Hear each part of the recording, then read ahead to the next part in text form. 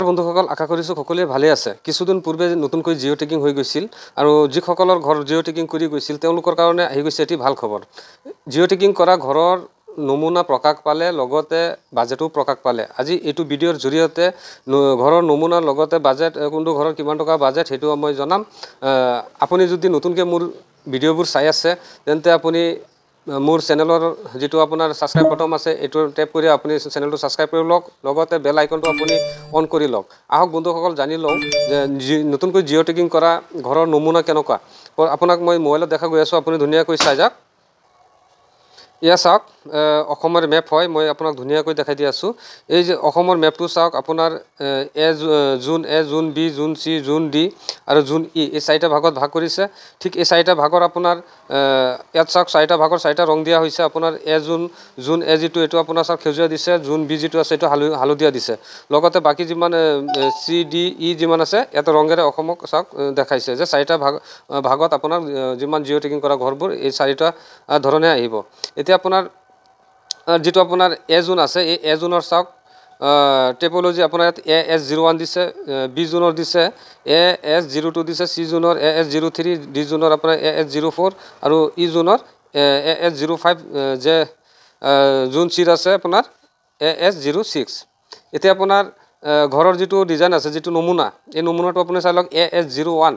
সেইটো মই এইটো ভিডিঅ'তে কৈ দিম কি কি জিলা পৰিব, সেই জিলাবোৰৰ নামবোৰ কৈ দিম। এতিয়া চাওক AS01 যেটো আছে এইটো ঘৰৰ নমুনাটো এইটো হ'ব। তাৰপিছত আছে আপোনাৰ AS02, সেইটো ঘৰৰ নমুনাটো এই নমুনাটোহে হ'ব।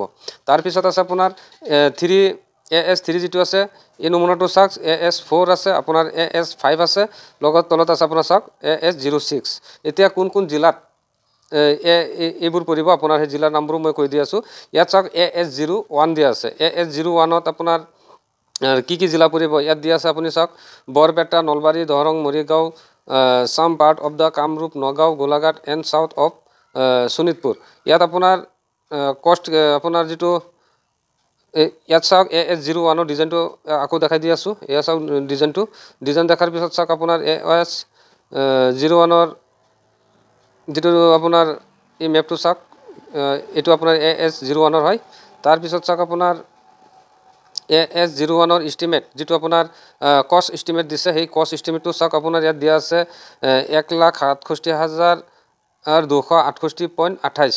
এইটো আছে আপোনাৰ টোটেল কষ্ট, ইয়াত আপোনাৰ এইটো দিয়া আছে AS01ৰ। তাৰপিছত AS01ৰ পিছত আহিব AS02, আৰু AS02ৰ ঘৰৰ ডিজাইন যেটো আছে নমুনা এইটো চাওক এনেকুৱা ধৰণৰ দিছে। তাৰপিছত আপোনাৰ কি কি জিলাত পৰিব AS02, কোন কোন জিলাত মানে থাকিব এইটো আপোনালোকক মই জনাই দি আছোঁ। জোন এ হৈছে আপোনাৰ জোন এটো নহয়, AS02ৰ হ'ব ধেমাজি, লখিমপুৰ, যোৰহাট আৰু শিৱসাগৰ। এইকেইটা জিলা পৰিব আপোনাৰ AS02। তাৰপিছত আপোনাৰ আছে এইটো AS02ৰ হয়। তাৰপিছত আপোনাৰ টোটেল কষ্ট AS02ত কিমান থাকিব, ইয়াত হৈছে আপোনাৰ 1,55,808.01। এইটো আপোনাৰ টোটেল কষ্ট আপোনাৰ AS02ৰ, এইটো AS02ৰ। তাৰপিছত হৈছে আপোনাৰ AS03 ডিষ্ট্ৰিক্টবোৰৰ নাম মই কৈ দি আছোঁ। সেই ডিষ্ট্ৰিক্ট হৈছে আপোনাৰ কাৰ্বি আংলং আৰু ডিমা হাছাও। এই কাৰ্বি আংলং আৰু ডিমা হাছাও আৰু ঘৰৰ ডিজাইনটো থাকিব এনেকুৱা ধৰণৰ AS03। তাৰপিছত আপোনাৰ AS03 যেটো আপোনাৰ কষ্ট ইষ্টিমেট হ'ব, আপোনাৰ টোটেল কষ্ট ইষ্টিমেট হ'ব আপোনাৰ 1,76,949.40। এইটো হ'ব আপোনাৰ কষ্ট ইষ্টিমেট AS03। তাৰপিছত আছে আপোনাৰ AS04 ঘৰৰ ডিজাইনটো এনেকুৱা ধৰণৰ হ'ব, এইটো চাইছেনে এনেকুৱা ধৰণৰ হ'ব। আৰু ইয়াৰ ডিষ্ট্ৰিক্টবোৰৰ নাম হৈছে আপোনাৰ কোকৰাঝাৰ, চিৰাং, বাক্সা, ওদালগুৰি, শোণিতপুৰ, বঙাইগাঁও, ধুবুৰী, গোৱালপাৰা, কামৰূপ এণ্ড চাউথ গোলাঘাট।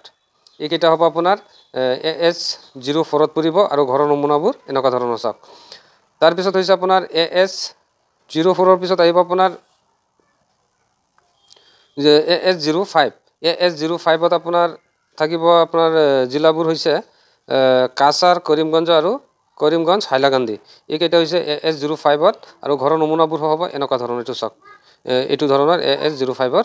তাৰপিছত আপোনাৰ কষ্ট ইষ্টিমেটটো হ'ব AS05ৰ কষ্ট ইষ্টিমেটটো হ'ব আপোনাৰ 1,97,247.00 32 আপোনাৰ এইটো হৈছে AS05ৰ কষ্ট ইষ্টিমেট তাৰপিছত আহিছে আপোনাৰ AS06 আপোনাৰ যি জিলা পৰিব সেইটো হৈছে আপোনাৰ ডিষ্ট্ৰিক্টটো হৈছে কাৰ্বি আলং আৰু ডিমা হাছাও এইটো হৈছে AS06 ঘৰৰ নমুনাবোৰ এই ধৰণৰ তাৰপিছত আপোনাৰ ইষ্টিমেটটো হ'ব কষ্ট ইষ্টিমেটটো হ'ব টোটেল 1,28,714 আপোনাৰ এইটো হ'ব কষ্ট ইষ্টিমেট AS06ৰ তো বন্ধুসকল এইকেইটা আছিল আপোনাৰ নতুনকৈ নতুনকৈ যে জিঅ' ট্ৰেকিং কৰা হৈছে কেইদিনমান আগত সেইকেইটা জিঅ' ট্ৰেকিঙৰ আপোনাৰ ঘৰৰ নমুনা আৰু আপোনাৰ যিটো আপোনাৰ বাজেট এই বাজেটটো আপোনাৰ নতুনকৈ প্ৰকাশ পাইছে তো আশা কৰিছোঁ আপোনালোকে এই ভিডিঅ'টো যিসকলে চাইছে আপোনাৰ বন্ধুবৰ্গলৈ এইটো শ্বেয়াৰ কৰি দিয়ক